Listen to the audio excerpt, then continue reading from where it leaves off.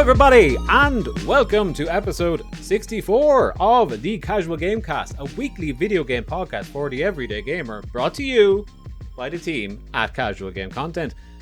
We are a video game podcast which deals in topics. Every week we pick a different topic, and this week's topic, my friends, is the subscription model harmful in the video game space?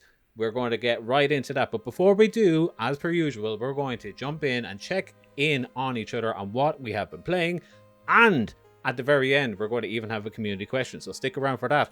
But I am Phil Keogh. And as always, I am joined by Shane Bowe. Hello, Shane. Hello.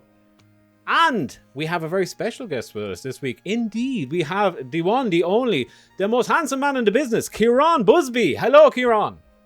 How's it going, Phil? How are you keeping? All the better for seeing you, my friend. Ciaran, tell us, where might people know you from? People might know me from entertainment.ie, particularly the streams for entertainment.ie. I also do a bit of writing for them and the games reviews. So that's where they might know me from. Nice. And what, let's say, was the last one or two things you may have done over there that people might be familiar with? By the time this goes live, I'd say my Pokemon Brilliant Diamond review is going to be up on site. And Exciting. Apart from that, what's the most recent thing I've done? Gosh. My most recent review, I think, was actually Back 4 Blood, maybe. I think that was the last thing I had in sight. Now that's going from a photo into its negative right there, isn't it? Going from Back 4 Blood straight into a Pokemon game. It's a pretty cool job, I'm not going to lie. You're a man of diverse talents, and I love you for it. Fantastic to have you here, Ciaran, and we are really looking forward to your take on today's topic of the week. But before any of that, let's do what we normally do and check in, shall we, in what was CG consumed this very week. So, play the thing. Alright, stranger. What are you playing? So, what have we consumed this week? Shane, I'm going to go straight to you because I looked at the show notes and I went, it's only been 2 weeks since we spoke. How the hell have you played through Dark Souls 1, 2, and 3? I can't segue 3 different Dark Souls in this, so we're just going to get them out of the way now. What's the story?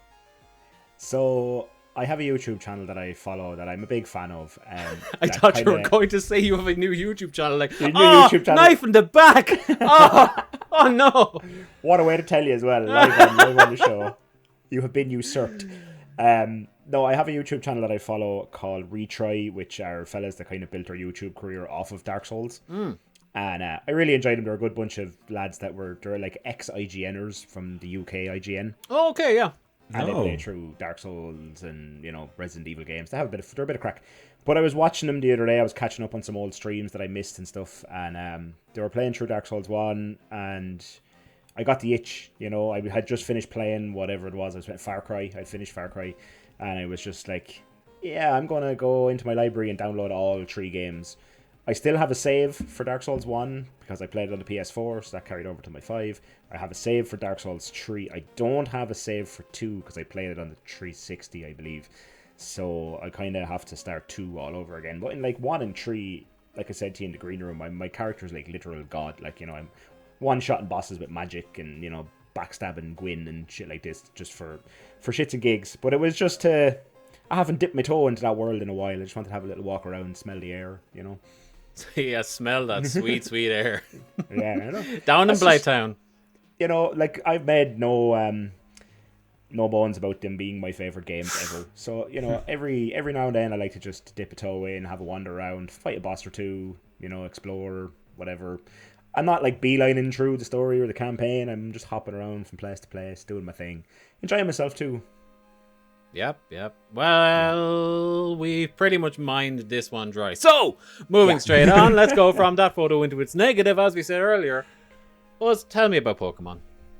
Pokemon is it's really good. I'm really enjoying it. I must say, it's very faithful to the original games. It's just all these modern life improvements. Yeah, because to anyone that might not be familiar, it is a straight up remake of Diamond and Pearl from the DS. Yeah. Yeah, the 2006 game, just like it was. I researched it today, so it definitely was. But no, Show it's, your it's, work. it's great. It's actually fantastic. I'm toying myself. I don't want to say what I'm gonna. I know I will. Right, I'm kind of toying between whether I'm gonna give it a 4 or a 4.5. And I think the 4 would be being harsh and saying like I just really want a grown up, fully open world game. I know like they probably won't do it for this, but like the next game that's coming out is Arceus in February, and it's in the Sinnoh region as well. So if they had the assets and stuff and to give it like a paint, I don't know. Anyway, that's the kind of, like, so like just to clarify as well, like when you say 4, 4.5, you do mean out of 10, or do you mean out of sorry, 5? out of 5, out of 5. Out It of is 100. no, it's fantastic. Yeah. I'm really torn on that half point out of 100. Yeah, no, I get you, and I think the general fan base, me included, would like to see that change in the franchise. You know, like we've seen it all from every angle, and it's just like, yeah, it's been done. Like one of the games I'm playing at the moment, casually, I feel, excuse the pun, is Pokemon Yellow, because I have a little handheld emulation device and it's just by my bed, and over the past while my partner severely hurt her neck, and so I've been kind of minding her and stuff, and so like I'm just going to bed early and make sure she's okay or whatever, and I'll be just sitting there and the Game Boy's right next to me. I'm like, oh, Pokemon, why the hell not? You know what I mean? It's been so long, and it still holds up. Actually, it's pretty good. But I did play Sword and Shield not that long ago, and it's the same game. You know, it's yes, there's quality of life stuff which you'd expect over the course of like 20 years, but like you know, it's still functionally the same thing. But I think maybe Diamond and Pearl, I haven't played them, but maybe they get a bit of leeway because they are literally remakes of a thing, so they're probably held by nostalgia a little bit. Do you know what I find strange about it, Buzz? And maybe you can shed some light, because I've not bought it. I'm hoping I get it cheap somewhere down the line, because I've never played the original, so I don't know whether I'd like them. It's chibi when it's in the world. It's like little small, like rounded characters, almost like Link's Awakening when they're in the open world. But they look like Sword and Shield characters when they're in battle. Am I right in saying that? Yeah, that's one of the kind of things I'm going to bring up. It's just, it's really odd. It's kind of like even like Black and White, I think, had that kind of whole like 3D kind of ish, or like that's why I have in my review. I was going to put a better kind of word than just 3D ish, but it's not the full like Sword and Shield in the overworld. It's very much that kind of like Black and White kind of a way, or like even the remakes that we have been seeing so far, like Pokemon Let's Go, Pikachu, Eevee, all that kind of crack. Sure. But it's just such a kind of contrast between that and then get into the game, because in the game their sprites are fantastic, and it's the Pokemon Sword and Shield stuff, and yeah, I don't know, it's just such an odd mismatch. I wonder, is it kind of a case of, well, we have to make it look a little bit like the original one for that nostalgia, so like the top down stuff, we made that look chibi-esque and whatever, so it's kind of like the old thing. But then what you must remember is you now have that Pokemon bank where you can like take Pokemon for every game and you know, move them into the newest games. So I wonder, is the reason that the battle system looks so close to Sword and Shield and whatever is so that they don't have to make a different model for Diamond and Pearl. It's literally just the exact same model they'll use when you bring that over to Sword and Shield. You bring that over to whatever other game, you know. Could very well be the case. Possibly. Well, it's very we strange. will never know. But with that, speaking of nostalgia, boys, please gather close. Halo is back in a big way. It is so good. Holy crap. If you're watching this on YouTube with us, you will see that we do have some gameplay showing, streaming it during the week with friend of the show Kerry, and dear God, is it good. Like, I'm not a Halo guy. I was never a Halo guy. And this is, do you know what I've been comparing it to? Do you remember the craze of Modern Warfare 2 like a decade ago, when we all got into Modern Warfare and we all got into multiplayer shooters? People who never played a shooter in their life are suddenly obsessed with this.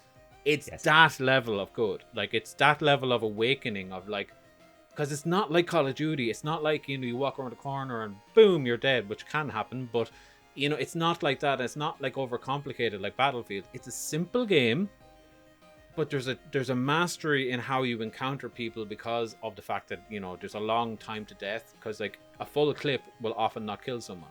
but it's using that in conjunction with your melee, in conjunction with your grenades.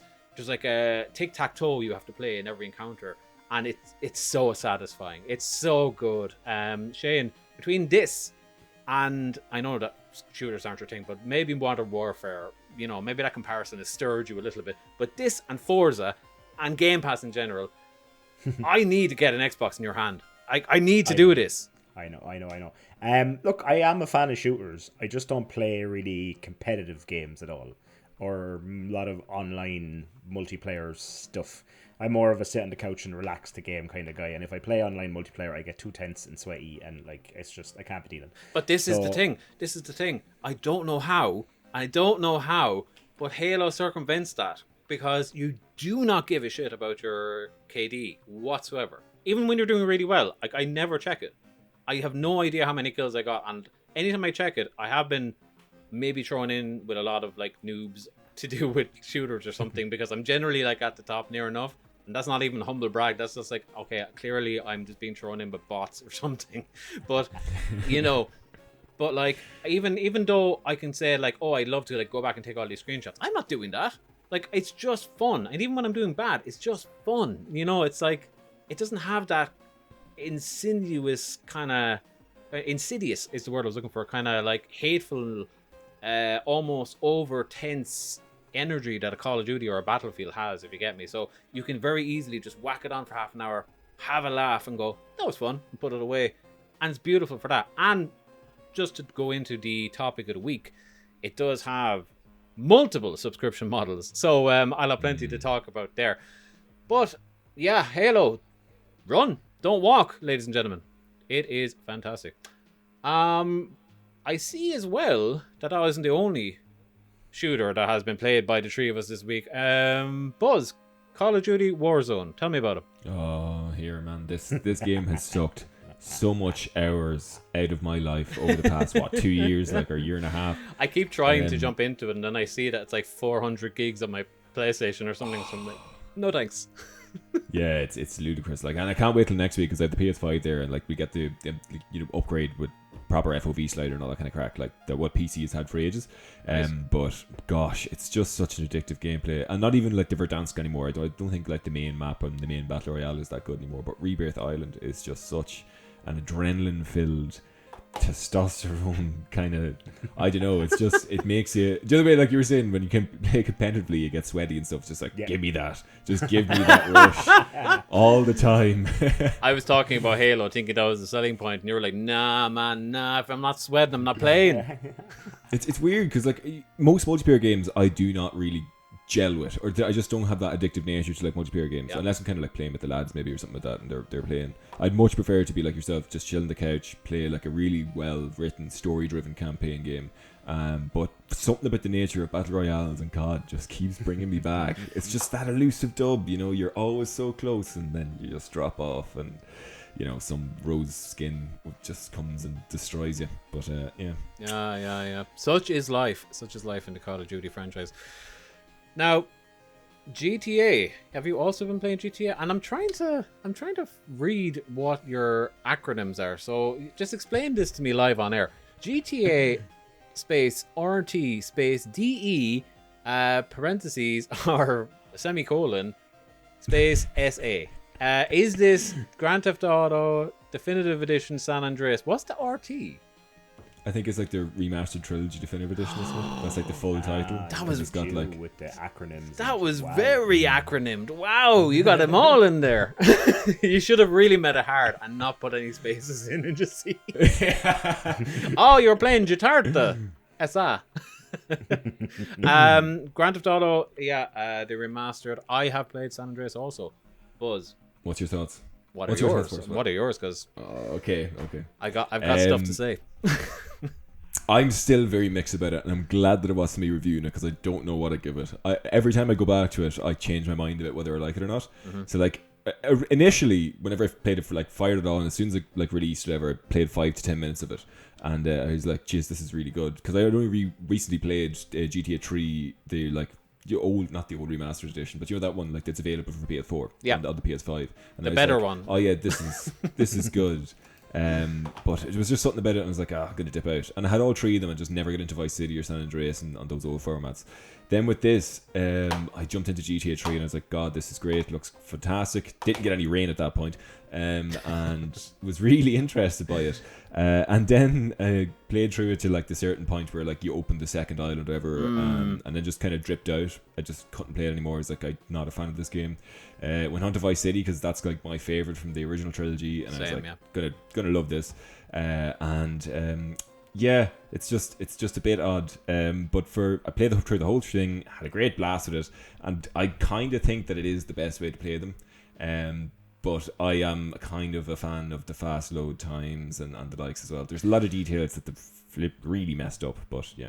San Andreas is kind of my first full playthrough. Definitely a bonus. That is for sure. Oh, yeah. Such a big bonus. Like, I talked about that on the last podcast, and I was much like you. I first played it, and I was like, oh, this looks really nice. You know, I was playing it on the Series X, and I was kind of like, yeah, this is great. And I'm a big fan.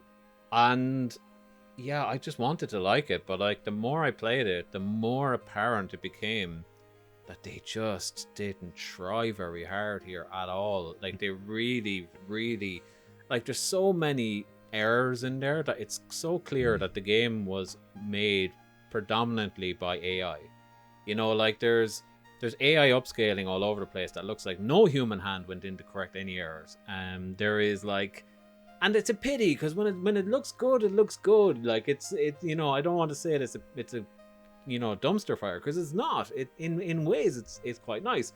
And if they just spit shined it a bit and maybe give it to some testers before maybe announcing and releasing it a week later, you know, like my big takeaway is that like I just feel those games are monumental enough that they deserved better. That's all.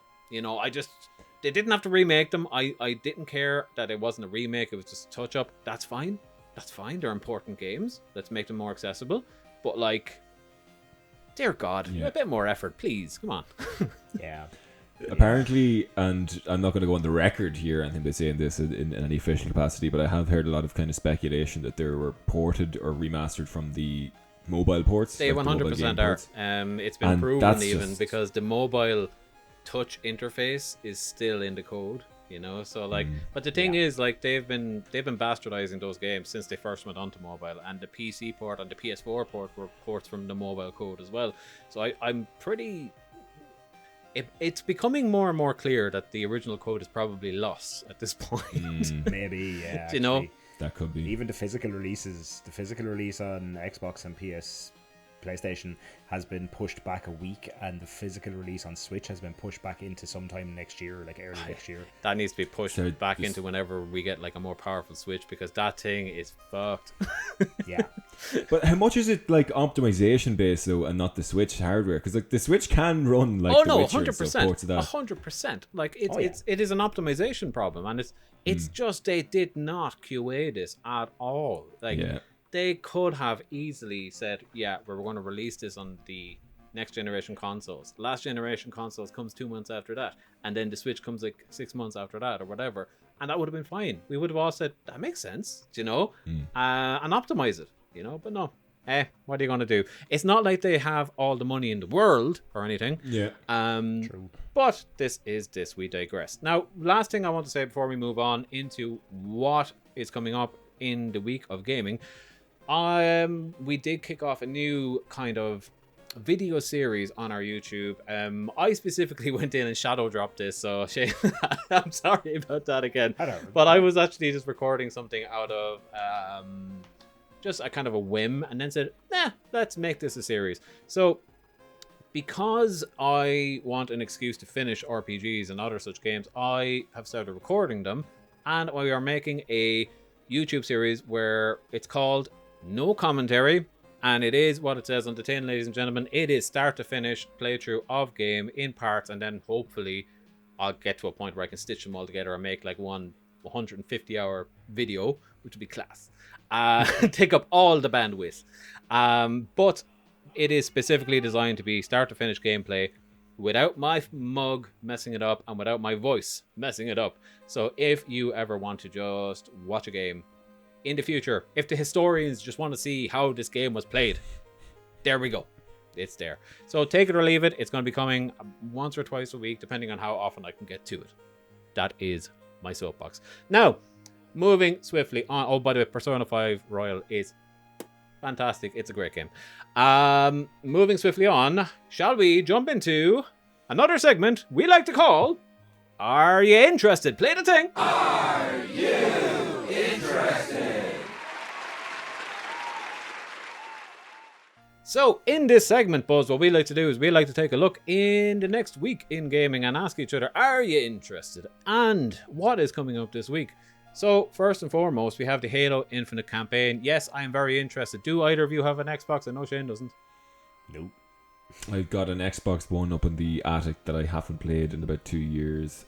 Must get back to it because I do want to play Halo. And yeah, so no, because the thing about me is like I'm kind of torn between will I buy a Series S because they are very good. I reviewed it on site for entertainment, or will I just get a PC? Because when you have a PC, it's just as good as an Xbox. Exactly, that's what I was going to say. Is if you didn't have one, that's a good way to do it. I played on both, and I just can't competitively play a video game with mouse and keyboard. You know, I like it for certain games, like clicky ones, like, you know, factory-based things and Minecraft and that kind of thing, you know.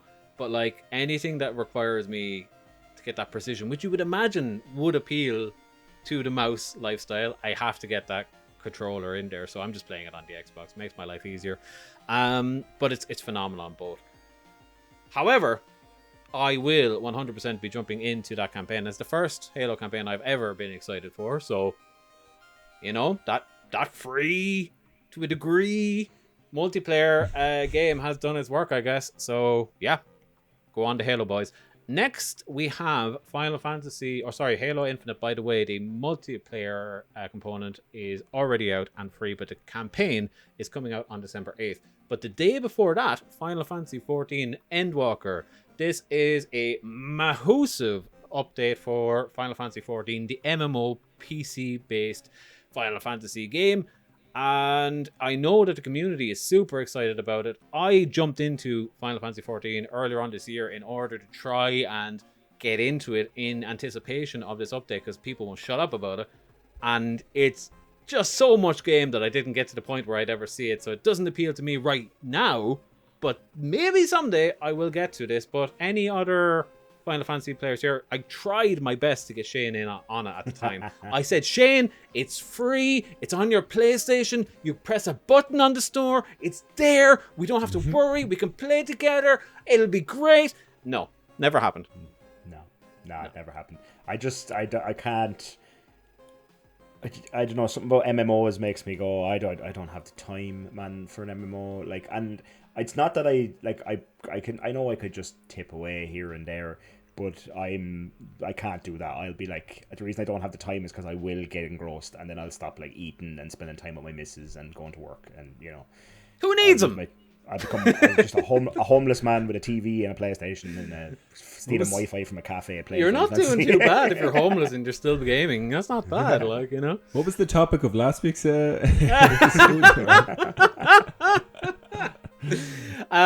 about you, Buzz? Any interest?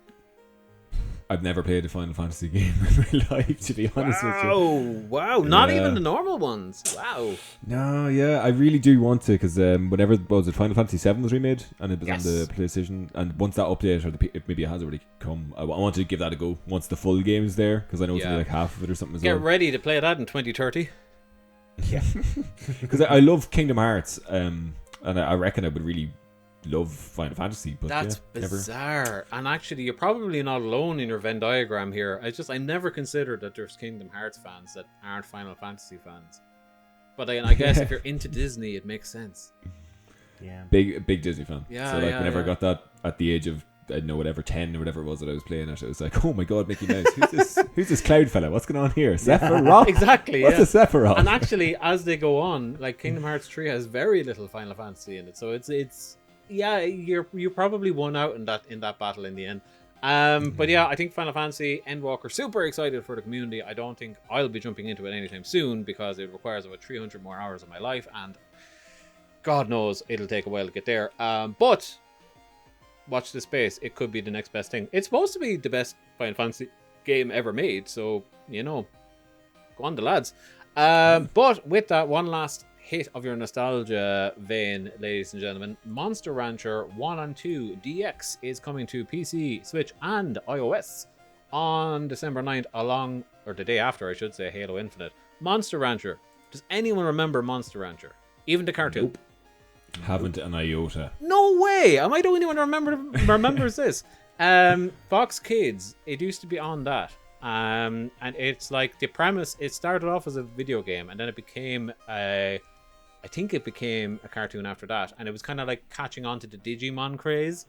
And what Monster Rancher is you take your PlayStation, you put in the Monster Rancher game, you then pop the open button and you grab your mom's CD collection, you take Mariah Carey's greatest hits and you slam that into the PlayStation and you close it, and then the CD gets read by the game that was still working somehow even though you took the disc out, and it generates a monster based on the CD you put in there, and then you keep that monster and you raise it Pokemon style. And like every CD you give it, like there's only so many monsters obviously it'll generate, but like every CD you give it, it tends to give you a different monster, and it was a really cool idea. I don't understand how they're bringing back Monster Rancher 1 and 2 on discless media. You'll probably be able to link it to your Spotify account or some crap. Yeah, definitely. I don't know, really? Do you remember those? Do you reckon on Nintendo Switch? Oh, God only knows. I don't know. There's no Spotify even on that. I don't know how it works, but what you described just sounds like Pokemon with extra steps, really. Like, you know, It is Pokemon with extra steps, it is. Actually, there's less steps. You just need to have a big fat CD wallet, and you know you're not going around Kanto looking for Pokemon. So, do you know? Maybe to do it with other games. Pardon me? Maybe to do it with other games, like depending on what games you have on your hard drive. Or whatever. Oh, that would suck. That would suck if it was like, you know, only the most expensive games are the like most powerful monsters. Therefore, if you're a poor boy, God bless you. Or if it's like tied to like rarities, like if you have what's it called? Oh, PT. If PT is still on your PlayStation, it's like the best. It's like you get Mew, you get Mew or Mewtwo or something. Oh yeah, I'm gonna be rolling in it when I whip out my launch PS4. But yeah, that is essentially what's coming out next week. I'm sure there are smaller releases that we aren't going to cover, but according to Metacritic, that is what we can look forward to next week. So let us know in the comments below if you are excited by any of these, and if you have played any of these by the time you're listening, let us know in the comments below what you thought of them. But with that, I'm going to take a quick break, and I might even run to the loo whilst we take a very quick break. Stick around, we'll be right back. Play that thing!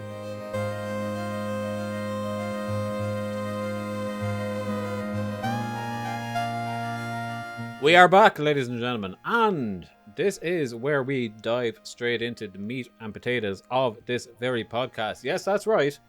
The topic of the week, where Shane or Aaron played a thing. I don't know if you ever actually made it, but play the thing!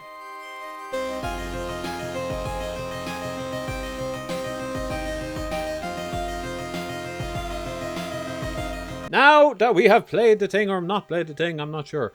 We are going to ask the topic question, which, boys, is the subscription model harmful? And specifically, we are looking through the lens of the video game industry here. Just to give a bit of clarity on what that is for any listener that might be thinking, how do you mean the subscription model? Specifically, there is a kind of a traditional take on what a video game is. You know, you get Super Mario Bros. You put it into your NES and you just play the game. You know, you start at the start, you finish at the end, and you paid your $60 for the privilege to do it.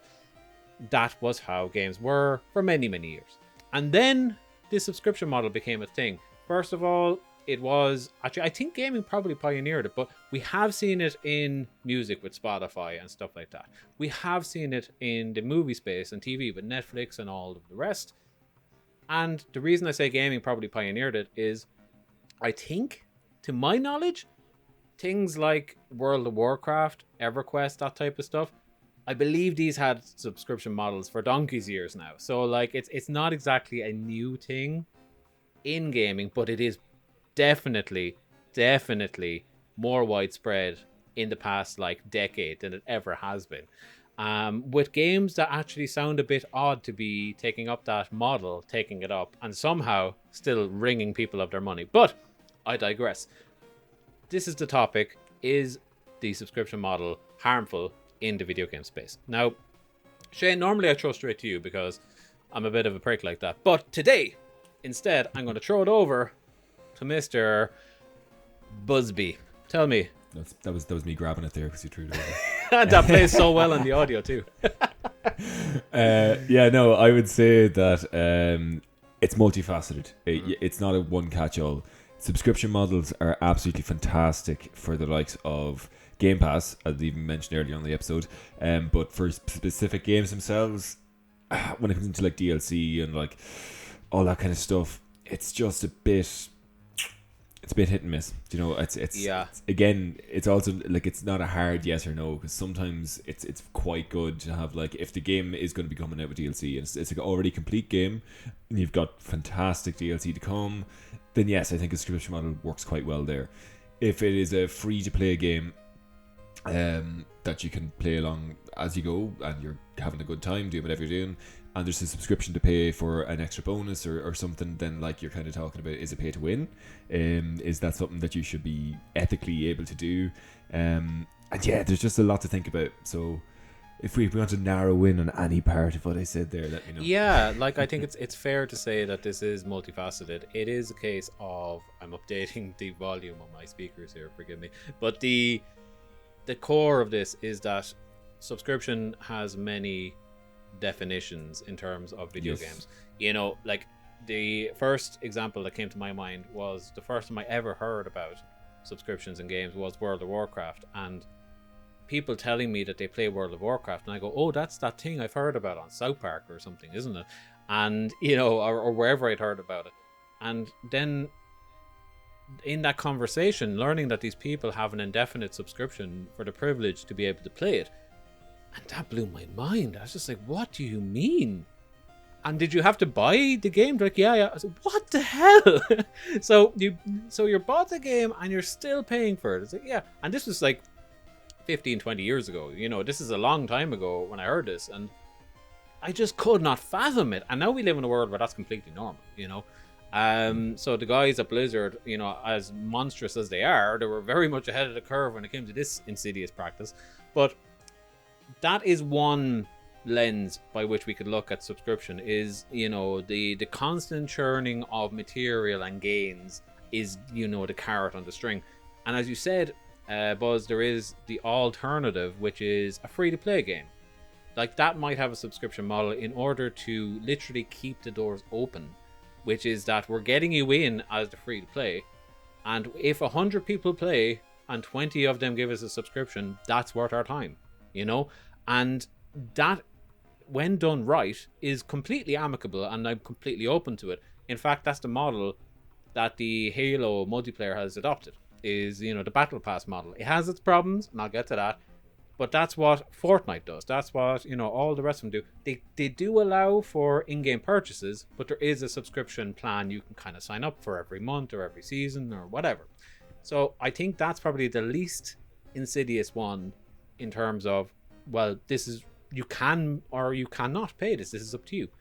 And then I believe you had another example there, which was quite a good one, but I can't remember it at this point. But the bottom line is that it was the DLC. That's what it was. If you were literally buying a video game and you're paying for the premium pass to essentially be delivered the promise of additional content, maybe next year or whenever that is. Famously, I believe I paid Rockstar 100 and something euros at the time for GTA 5 Special Edition under the promise that single player content was coming down the line, and that never came. This is like 7 years later. I wouldn't be surprised if it still is coming, to be honest with you. Like, at this point, when are we actually going to get a GTA 6? No, they were like, oh, this online thing's really working. To hell with that, you know. But and again, they had DLC half developed that they were like, yeah, this is coming out. Oh, let's just support online. We'll make way more money off this. Exactly. This is why you should never ever put money towards something that you can't tangibly interact with yet, because things change. You know, like that business model completely changed in the space of a year because let's follow this white whale rather than, you know, squander those resources on single player DLC. But yeah, I think it's, as you said, Buzz, it is multifaceted, and I guess I'll try and bring it back around into more of a focused view in a moment. But Shane, what about you? When I say subscription models, are they harmful? What comes to mind? So when I was thinking about this question, the first thing that came to mind for me was kind of looking into the future of where we currently stand with subscription models. Right. So right now, the big name on everyone's lips that everyone talks about is Game Pass. Mm-hmm. It's a wonderful service, a subscription-based service. Great, wonderful, excellent. That's all amazing and wonderful and lovely. Is it wonderful though? I don't know. Maybe it might be. It is. We're not quite sure yet. And then what I got thinking about was, where do we stand in, like, you know, let me paint a picture for you. It's, I don't know, what are we now? 2022 nearly. It's 2028. You're sitting at home and you check your bank account, and at the end of the month, hitting all at once is your Game Pass subscription, your PlayStation subscription, your Ubisoft subscription, your Rockstar subscription, your whatever. Like, if there's money to be made, all these companies are going to branch out into their own subscription services. And if we go to an all digital future, games are going to start getting, they're going to be gatekeeping of games by, oh, you're not paying your monthly subscription, well, you don't get to play that game then. It's a possibility. Like, we do live in that time, and by far, I'm sure, not only on this podcast and all the guests that come on it, but I'm sure even on any other podcast I've been on, I probably am up there in terms of has the most subscriptions, because I try everything and I forget to cancel everything. Yeah. So every month I look at my bank account and I'm like, I swear there was €250 more in there yesterday. But yeah, like, we do live in that time where Ubisoft and Rockstar and everybody else is trying to emulate what they're seeing with Game Pass, with whatever. Yeah. However, I will say Game Pass is kind of coming out on top, much like Netflix did back in the day, where yes, we are seeing other like HBO Max, and yes, we are seeing Prime Video, but like really it's the big three. Like, it's Prime Video, it's Disney, and it's Netflix. Like, the other ones are superfluous. People download stuff off the other ones. If you know something is on HBO Max but you don't have it, you will pirate it. But if you know something's on Netflix and you don't have it, you'll subscribe to Netflix. Like, that's the sign of a strong competitor, you know? And I think Game Pass falls into that as well. So, like, if they keep moving in that realm of, let's just get everyone in here. Like, let's just do what we can to get a Ubisoft game in here and just, like, show that this is where you want to be, lads. Yes, you're not getting the same amount of money, but you're getting a lot more people paying the smaller amount of money, therefore making more money. You know, it's simple maths, Ubisoft. You know, but like, I think we are definitely going to be moving into a future where the Netflix of games is always been battered around, but is becoming a reality. You know, like, Game Pass is the thing. And I guess, Shane, what you were saying there, could you ever be gatekeeped by not having the correct subscription? That's a worry. Like, that is a worry. I went to try and watch, it's the 1st of December yesterday as of recording this. And as tradition, I went to watch Die Hard with my partner yesterday. Went on to Disney, because I seen that Disney has them, as Die Hard 1, 2, with a Vengeance, and 4, and the whole shebang. And I went, lovely. Made dinner, had it highlighted on the Disney thing on the TV, sat down, pressed play, and it said, coming to Disney in 3 days' time because of an agreement on another platform. And I went, God damn it. I was allowed to play the DVD extras, but not the movie. It was so bizarre. But like, we have all of the subscriptions and we could not find it. It must be on HBO or something. I don't know. Yeah. But you see, that's the thing as well, and that's the thing I worry about. Of like, I don't want to sound like that old curmudgeon, because I'm not. I don't really buy a whole lot of physical games anymore, but I do buy them digitally through services. But that exact thing that happened to you, you're sitting at home one day and you go, God, I really want to play whatever. And out of the 6 subscriptions for gaming you're subscribed to, it's on the 7th one. Yeah. And that could happen. You could have like Game Pass exclusives, or you could have, you know, PS Plus exclusives and that type of thing, where I think there will always be a market for digital downloads. You know, like, I think because we are in a... See, the difference with Netflix is Netflix never allowed you to download stuff. and no other model ever needed to have that infrastructure to allow you to download the thing, you know. Whereas gaming came up the other direction. It was like, we want you to download the things, and that became only popular in the last 5 years. And then they moved into the subscription model, which now allows you to kind of like, you know, semi download them or whatever. So I think that infrastructure will always be true, unless we kind of move into a world where, okay, we have an Android box for all the world, and we're now streaming everything. Streaming will be what kills the digital download.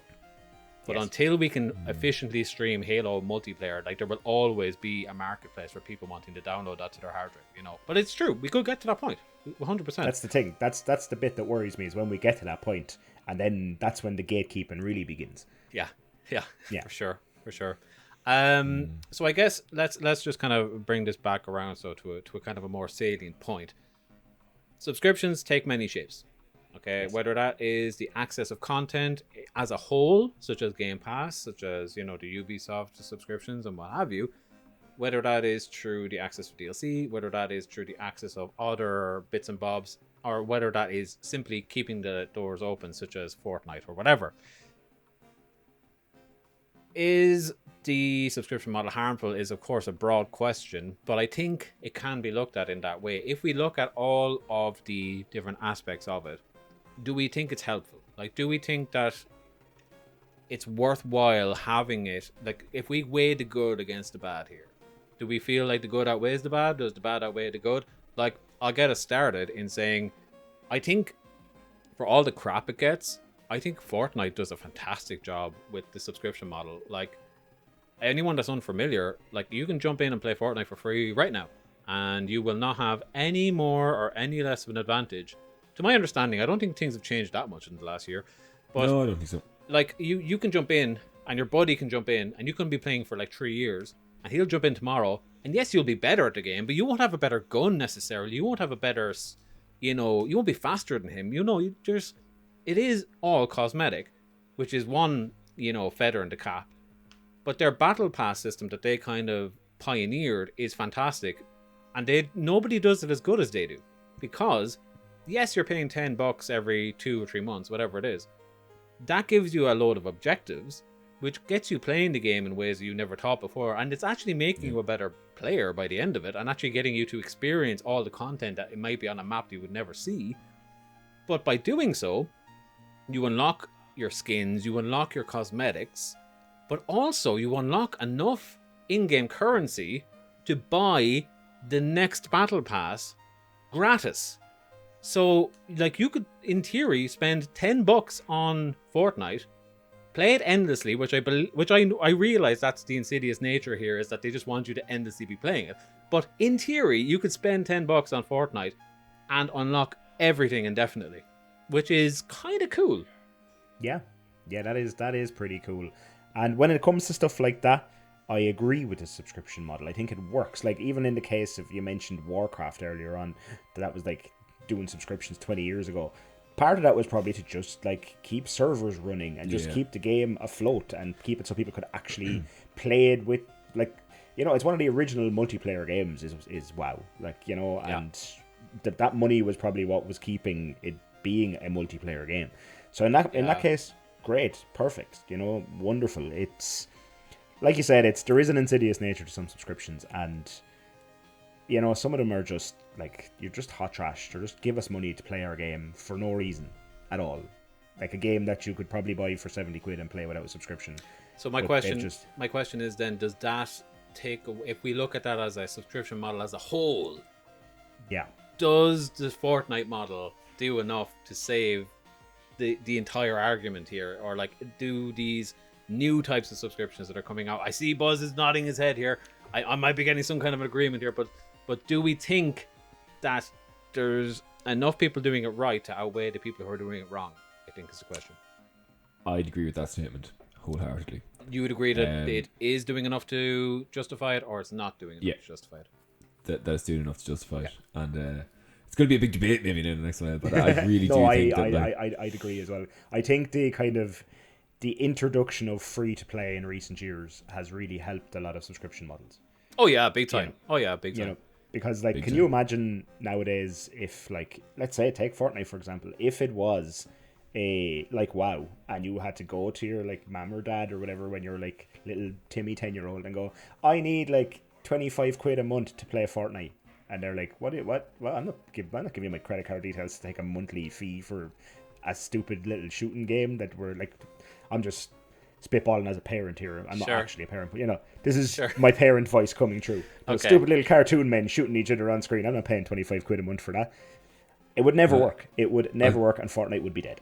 Sure. I'll give you a good one though. That probably still does happen for V-Bucks, like probably every month. It does. It does, but it's because it's not like a banking monthly thing, and it's like a here and there. The parents think they're not spending as much money, but they're probably spending more.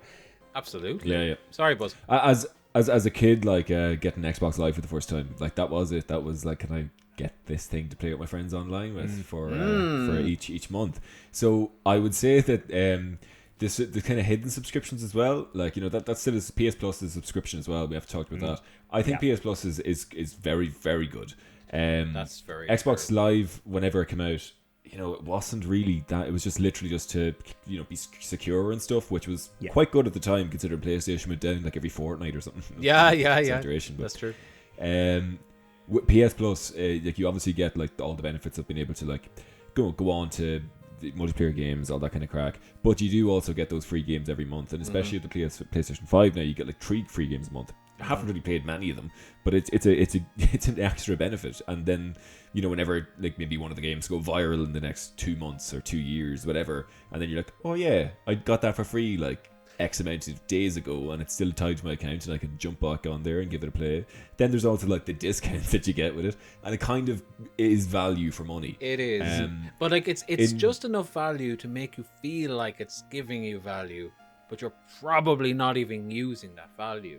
Do you get what I mean? Like, I'd say that's the same with most things though in business. No, I understand. Like... I understand. But like, when you think about it, you hit the nail on the head when you're like, I get games that are tied to my subscription. I have to point out, like, you are paying for them every month, not even the month that you're getting it. You're paying for it indefinitely, because they cut it off the second that, you know, you stop paying. You can't play Fall Guys anymore. My partner is distraught because I dropped my PS Plus membership, and now Fall Guys is just sitting there with a lock on it. But like, they give you these games, and they cut deals in order to give you these games. And I think, I am, by the way, in the positive here. I'm just trying to point out that, like, you are getting those games, and you are getting the eligibility for discounts.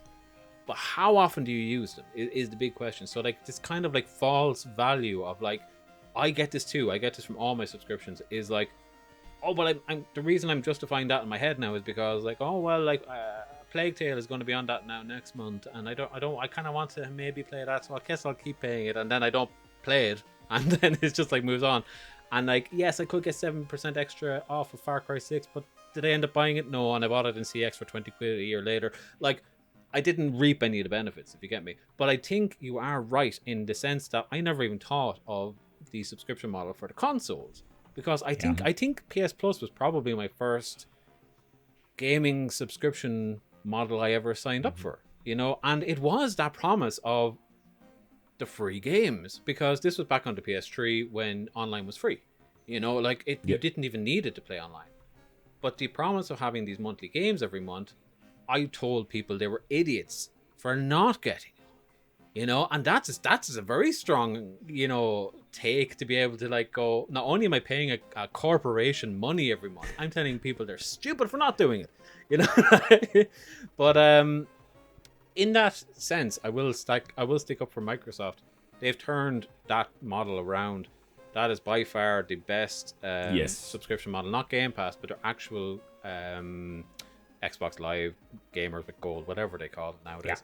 Because not only do you get like 2 or 3 Xbox One, Series X, whatever games, you also get 2 or 3 backwards compatible games, and those are free for life. Like, once you've signed up, like, you just own those bad boys. So that's very handy for someone like me that loves going back into old games. And then you get everything else on top of that. But yeah, you're right, Buzz. You know, console subscriptions. And here's the thing, okay? So let me put this seed in your heads, and I'll go back to you. Waiting for it. The ability for consoles to have subscriptions is a tried and true thing at this point. Xbox and PlayStation pioneered it, and therefore it became the norm. Okay? Once subscriptions become the norm, and not just the console subscriptions, but the gaming subscriptions as a whole, the Fortnite model and all the rest, once that becomes the norm, and once the kind of, I guess, the bad feelings around it, I know that there's a word I'm searching for here that I'm not getting, but like once the stigma has been taken off of the idea of subscriptions. Thank you, ladies and gentlemen. Woo! Once the stigma has been taken off, everyone then jumps on board, and they feel they can get away with murder. So, for example, look at Nintendo. Nintendo launched the Switch a couple of years back. Only last year or the year before did they launch their own console subscription, and they made it dirt cheap. It's like 20 quid for a year. And then said, here's some NES games, here's some SNES games. And they weren't great, but it was cheap and it was fine. And then it's like, here's some really badly emulated Nintendo 64 games. And by the way, we're going to quadruple the price. You know, and it's like, oh, the hubris got to you, my friend. You know, and it's the same with EA. It's the same with Ubisoft. It's the same with all the rest of them. They see Fortnite doing it, and the stigma has been taken off, and people are used to this. Why the hell are we letting people pay us once for our games? Let's get out there and let's, really wring them dry. And that's my question to you guys is the subscription model only as strong as the people who pioneer it? Because it seems as if somebody gets it right, only for somebody to try their living best to monopolize it and just get it wrong. Tis the nature of business, I would say, in market economies. But I mean, yes and no. I'd say for a lot of the stuff, especially with the Nintendo and stuff, they're just trying to test their arm and see what people would actually latch onto. Because if they're making money out of people are willing to pay, they're going to go ahead with it and push the boundaries even further. But the best thing that any consumer can do is vote with their wallet. If you don't like what is happening or the practices by someone, just put it back. Don't pay them and say no. And then they'll change it. And it'll be this constant cycle of like, you might have to resubscribe, unsubscribe, all that kind of crack. But yes, that'd be my kind of thinking of it, which might be a bit like a Milton Friedman argument or something. But, yeah. I think it's a salient point though, is that like if you don't agree with any of this, vote with your wallet. Like just don't buy in. Like I think Nintendo is going to have a huge turnaround on like that, Nintendo 64 launch that I was just talking about a second ago. Like I'm sure their projections for what they were hoping to make out of their subscription model over Christmas is not going to be anywhere near what they had projected it to be. You know what I mean? Like people are dropping off a cliff with that subscription at the moment because they just showed their hand that it's greed. There's no benefit behind this. They're gatekeeping content that they've sold to you 7 times before, and now they're going to put it behind a paywall, and now they're going to just put a little multiplier next to the subscription price every year. Not like add €5, multiply by 5. Yeah. But that's the way it is. Flipping the argument on its head, rather than gatekeeping games, what do you think about a subscription model to a game that updates constantly? Because at this stage I must have bought Skyrim about 6 or 7 times on different consoles and stuff, right? Or I gifted to me and stuff. I would much prefer, for the amount that I play that game, to pay them like a $10 a year or something, and just be like, yeah, just give me all the consoles. Just go ahead there. Skyrim's interesting because they have kind of moved into the you don't need to pay us any more money model, which kind of goes against everything else they do, but which is surprising because like if you bought that game on PC, you have never had to pay another buck to come up into the new upgrade. Special edition was free for you. It was just an upgrade. And so has Anniversary Edition. Consoles didn't have that because we moved generation. We went from the 360 to the Xbox One or whatever. So yeah, you did have to pay for SE, unfortunately. But like myself, playing Anniversary, I just had that. It just upgraded to that, because I had the console that could play it. And that's all gravy, I guess. But I get your point, is that like if we're going to be playing a game like San Andreas, even for example, like why couldn't that have been pay us an extra 10, and if you own the old San Andreas on PS4, now you get ray tracing and stuff, which is pretty much all they did to it. You know what I mean? Like, so I don't know. It's funny. I nearly would rather pay money every couple of years for something though, and know what I'm getting and just get it at the time, than have to potentially pay €15 a month for the promise of something down the line is kind of where I always fall though. But I do enjoy Halo's Battle Pass at the moment. I will say that. It's getting me in there, and it's not perfect because the way they did it is strange. It's very specific challenges, and you can't pick specific game modes. So if you get like a challenge for your Battle Pass, it's like take down 3 helicopters, and it just keeps giving you close quarter multiplayer matches with no helicopters. Like you're just going to leave the match immediately, and that's happening all over the place, and it's really not conducive to play. So they need to figure this out. But the actual thing for me right now is I'm paying €10 right now for Halo, plus Game Pass, I guess, when the campaign comes around. But like, I'm paying €10, and I'm going to get 6 months of content out of that because the next Battle Pass doesn't start until May. You know, so that's like great. That's not bad going. You know, and there's good to be found there. You know. Sorry, I think I've brought us off track there. My bad. Long story short, lads, we're kind of getting to the end of it here. I'm going to go around the room. Shane, subscription models, are they harmful? Yes or no, in as succinct a point as you can, please. Right now, no. I think the big greedy corporation business future, they're going to be. Mm-hmm. Do we think that, like, you know, enough of them are doing it wrong right now that people will gravitate towards the people that are doing it right, and it will kind of force the hand of the greedy corporate overlords to kind of better practice?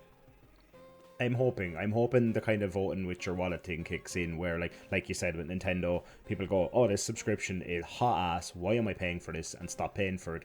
And eventually, after some number of years or whatever, Nintendo goes, right, we got that wrong, we need to come back with a bang and change up what we're doing to get our people back in and get that monthly money. Like, the whole world is going to a subscription model. Everything now, you can get a subscription for lunch to come to your house and stuff. Like, I just hate having all these extra monthly bills for everything. If I want to spend my 60, 70 quid on a game and just that's all I spend for like 6 or 8 or 10 months and play that one game, then fine. I don't know, I hate monthly bills, man. I just hate having extra bills, an extra thing every month to come on the bank account. I don't know. I think I kind of like the idea. I think I kind of like if I could get everything in my life on a subscription. Like everything, like my weekly pints with the lads, or like, you know, like my lunches, my dinners, my games, my shopping, like somebody else is taking care of all of it, which is enough for me, you know. Yeah. And then I can just say, right, in order for my entire life to just come to my door, I have to pay €100 a week or whatever it is. Cool, you know, like here we go. Just take that money, my friend. But yeah, I get you. Sorry, that's just my dystopian future tangent, and I'm kind of into. Buzz, quick camera change. How the hell are you? And tell me, the subscription model, is it harmful in as succinct a point as you possibly can, sir? I think it's not harmful as of yet. Could be in the future. And to kind of double back on that point as well, I wouldn't be surprised if in the next 5 to 10 years we see some sort of a new business startup, kind of like how LastPass works, where like it's like distributed, maybe it's on blockchain technology as well, right? A third Web 3.0, and it's just like this is everyone's subscription, and it's a sharing subscription thing. So it's like you now, without the companies even be able to get any money off it. My mom uses my Netflix. Probably shouldn't say that. I use my sister's Disney Plus. They're bursting down her doors as we speak, Buzz. What did you do? Disney is definitely, no, but wouldn't be surprised like if that does happen and it's built on blockchain or something like that, and everybody's able to share stuff, and it just brings down the cost of everything. You know, you kind of like get kickback or something for like X amount of people sharing your Netflix, whatever it is. Sure. Gonna make that business actually, yeah. Yeah. Just tip off and make that business there. Like you I'll cut that bit out so no one steals your idea. At one point, no, keep it in because I'll find an investor. At one point there, you were like, "Oh yeah, like it could be, you know, the kind of free share of the subscription to each other, and we can all just share stuff to each other." I was like, "You're kind of just describing what the internet used to be," and that's like, Web 3.0. Yeah, exactly. That's Web 3.0. Exactly, and this is kind of like NFTs and Bitcoin and, you know, the blockchain and all that has made it so that the internet is no longer a free service. That we're kind of going around where we're like fantasizing about the ability to be able to share stuff.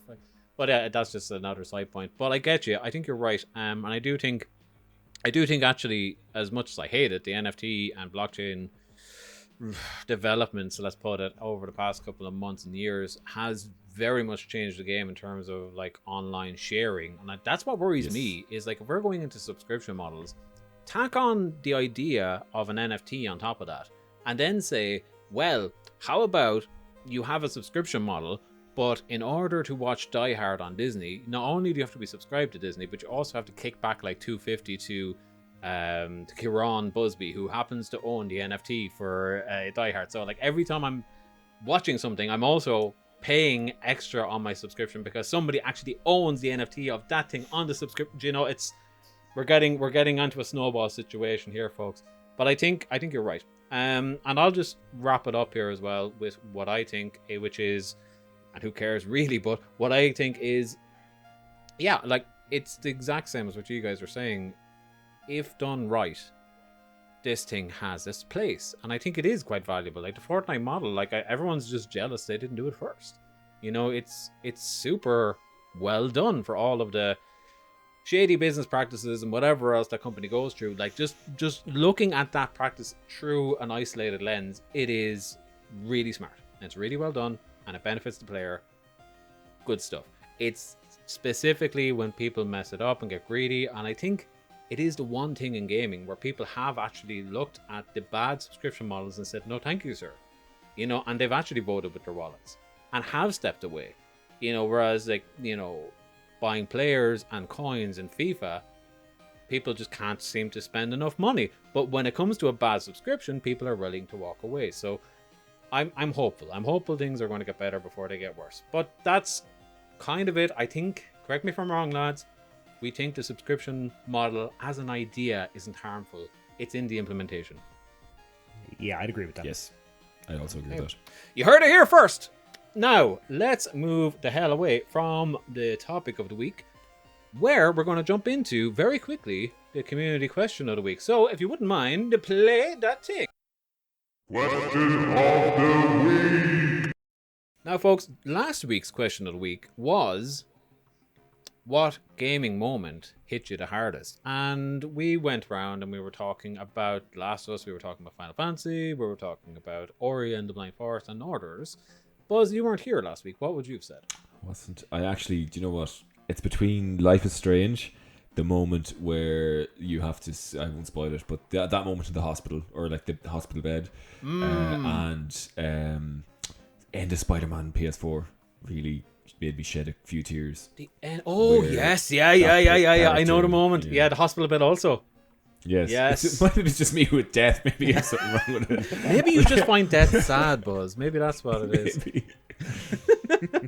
But no, yeah, that Spider-Man one, we won't ruin it for anyone because that's still relatively new. Like that moment was super impactful, actually, and I kind of saw it coming, but like at the same time, it was like, wow, this is actually, and that and what happens to introduce Miles Morales into the story, that was also quite impactful. It was kind of like, wow, this game is actually, it has some emotional chops when it wants to.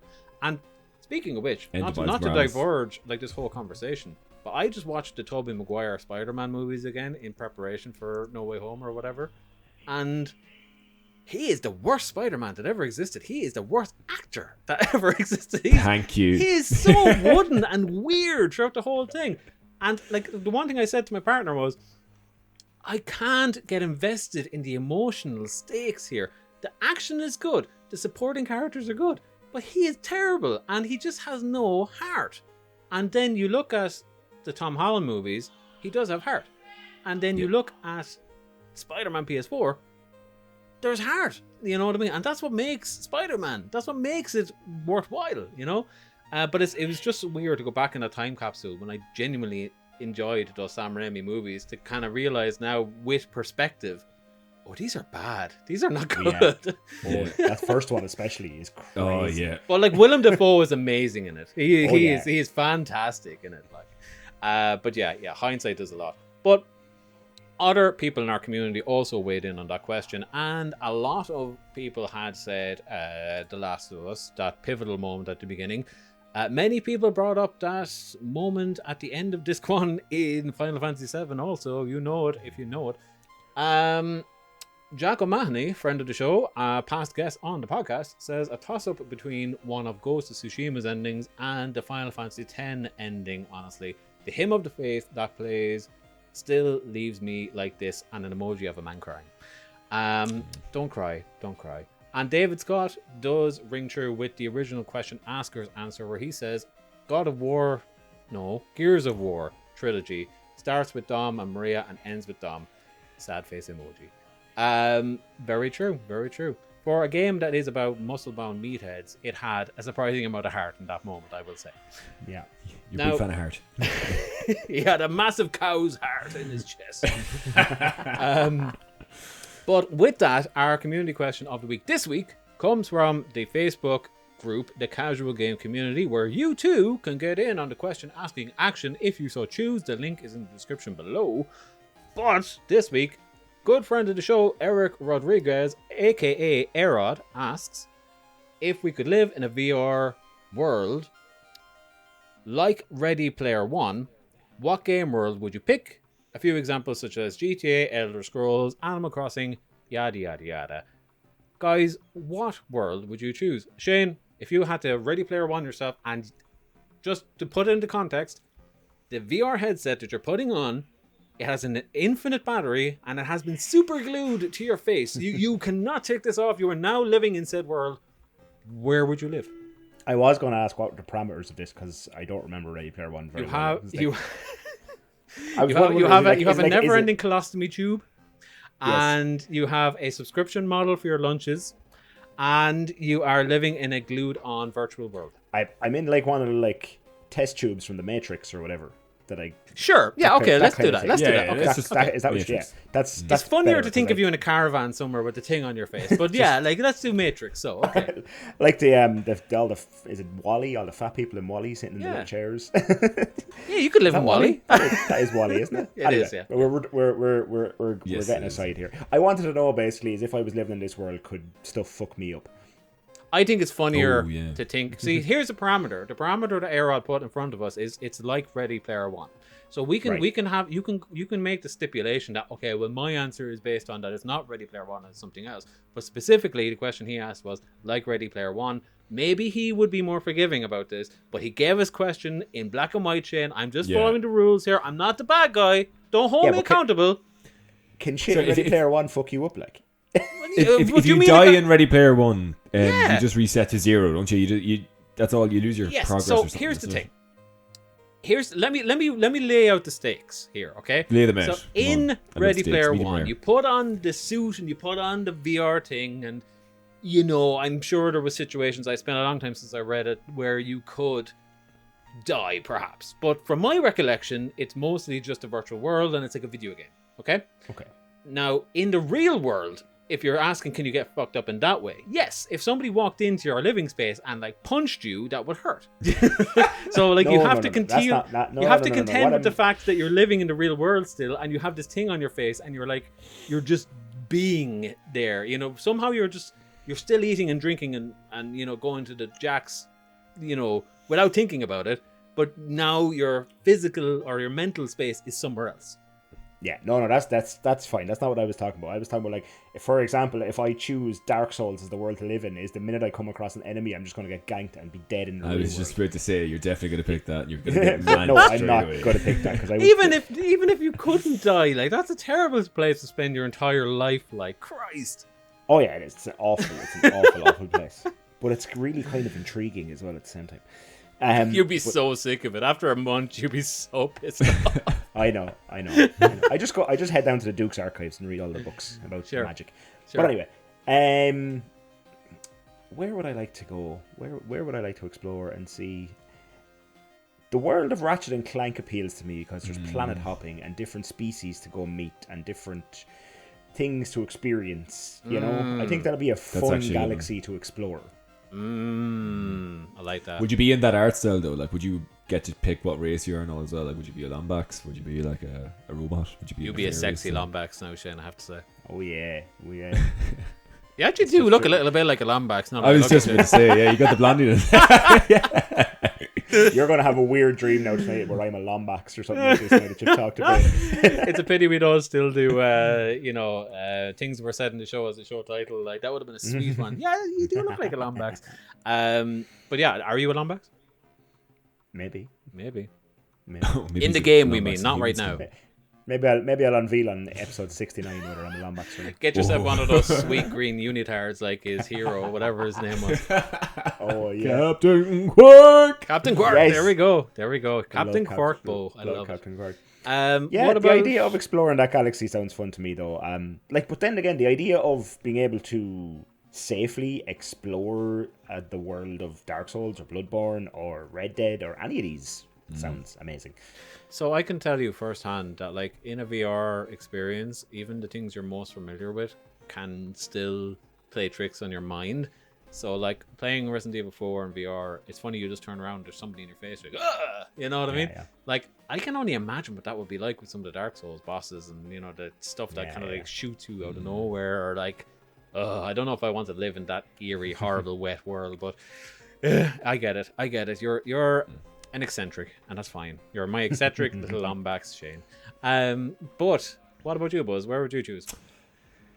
I'm stuck in a bit of a mixture, right? Because my obvious one very straight away is going to be Mass Effect. I would love to be in that universe, specifically around like maybe Mass Effect 2's ending after everyone has survived, because Commander Shepard in this universe is class, right? Maybe I am Commander Shepard. But that's what I was going to ask you. Are you like the lead character in this, or are you like a bystander, or are you somewhere in between? I see, that's the thing. I kind of be in between, I think, you know. So maybe like, you know, on the team, but not as only like, you know, just like an extra character who can just like. You're like sits Liara about or place. something. Oh no, she needs to be her own character. And so does Miranda. Do you do like Rick and Morty and you're just like the guy that works in the carpet store? Do you go back to the carpet store? Oh no. In the world of Mass Effect, you're just the guy who like hands out drinks at the bar for eternity or whatever. That tell you has what, always I'd be appealed to like- me. That has always appealed to me, and I'm surprised that VR hasn't done this yet. Is like make simulacras of worlds we know, like Mass Effect and stuff, like, you know, just enough that they're not legally binding, but obvious of what they're aping, and then just make you like the gardener, or make you like, you know, the guy serving drink, just the everyday pleb in this grand scale adventure. You know, like, I would love to be that bystander that just sees, you know, Shepard walking through the bar or something, like, you know, causing havoc. That'd be amazing. But like, sorry, Buzz. What's the what's appeal your there man's for name? you? I just think it's such a fantastic, like, the world building that's in that is just like, again, you get that world hopping thing where you can explore all these different planets, the entire Milky Way. You've got so many different races to explore and their culture and history and stuff, and it's just that would be, for me, it would be quite good. Yeah. And it's just my favorite game, like the tech and everything. Imagine seeing a Reaper. I know you like that, you wouldn't want it, but like the scale of a VR, looking up and being like, bruh, he's just like, Jesus, right?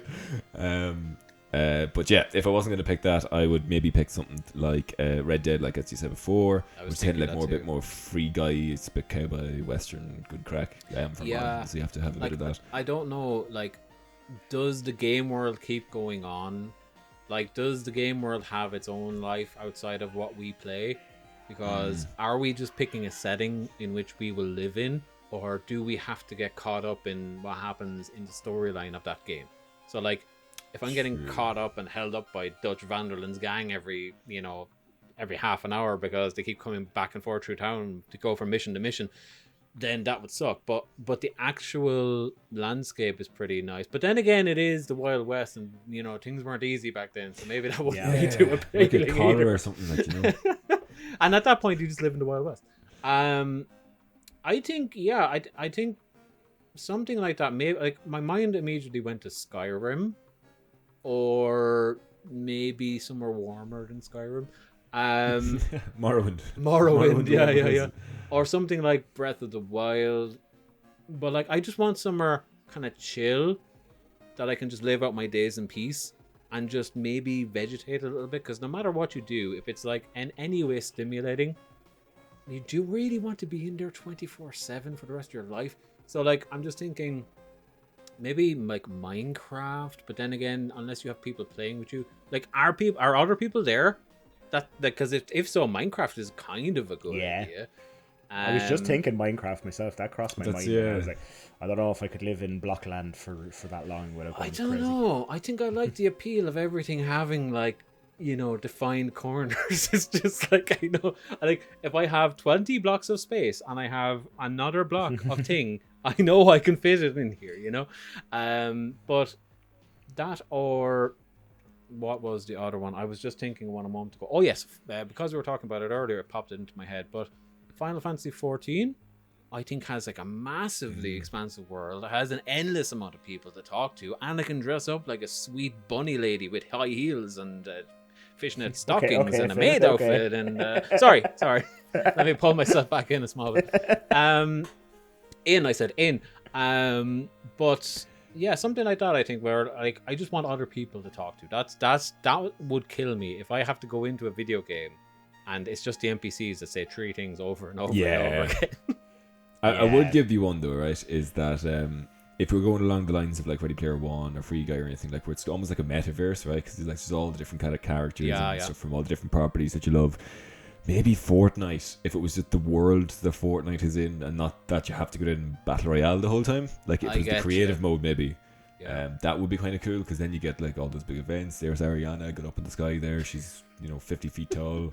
That'd be kind of cool. Hanging out with Rick and Morty and Naruto, Yeah. Like that's a good point, because whenever they do trailers, it's like very much here's the Fortnite world, and the game happens around that, similar to like Overwatch or Team Fortress. Like it's like no, they live their lives. You only ever see them playing this game, but they live their lives. Maybe one of these metaverse places would be the place to be. I don't know. But Eric, I hope that we gave you enough suggestions so that when you do eventually move into Ready Player One situation and you do glue it to your face accidentally, that we've at least given you a couple of options. But with all that being said, let's take this one home, boys, because it has been a while and it's time to sign off. So if you have stayed with us for this entire podcast, thank you ever so much. You do not know how much it means to us.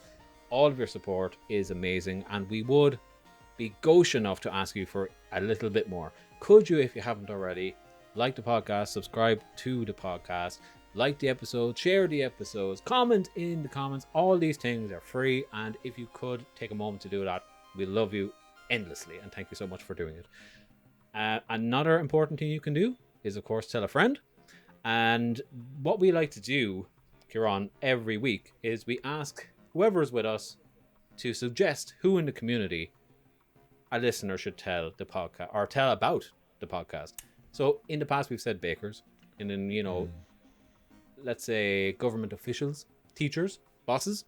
What would you suggest people tell? God, can I give 2 suggestions? Oh, please give 3 if you want. Okay, right. The first one is going to be a bit of a joke. I'm going to say the next time you get like a chicken fillet roll or something, tell the deli worker there's this great podcast I'm listening to, and have it in your ear at the point, and say like you have to listen to the Casual Games podcast, right? I like that. Tell the deli worker. Yeah, you trust the deli worker too if she gives out the recommendation. That's it. Yeah, exactly. And tell them, like, as you're giving every fillet roll or whatever, just be like, yeah, can subscribe there to that podcast. give them a load of stickers. I'm just like stick it to the chicken roll. Rather than the price tag, it's held together with the Casual Gamecast logo sticker. Lovely. And my actual one is tell your best friend. Just whoever it is that you know likes podcast, or whoever you get on very well with, just say like, heard this podcast, very good. Give it a listen. No, that's actually a great one, and that's something we've not done. And specifically, I've always avoided the term best friend because I think like what's his name again? Greg Miller has essentially copyrighted the term best friend somehow. Yeah. But I do want to say that all of you who do listen, you are considered our best friends here at the Casual Gamecast. But your actual best friends at home, do tell them, because Ciaran said so. And if you don't, he will find you and he will remind you. Now, with that, guys, it is time to go. So, Ciaran, could you please let people know where they might find your dulcet tones and your handsome face once again, please? Of course. You may find me on entertainment.ie. You can also find me on our streams at entertainment.ie on YouTube, or you can follow my personal accounts, which are all at CAO Busby, BUSBY. Fantastic. And they'll all be in the description below. And send them to me, by the way, Ciaran. And Will do. that is that. I have been Phil, and I've been joined by the wonderful Shane. Shall we all say goodbye on the count of 3? 1, 2, 3. Bye! Bye! Take care, stay safe, most of all, stay casual. Good luck!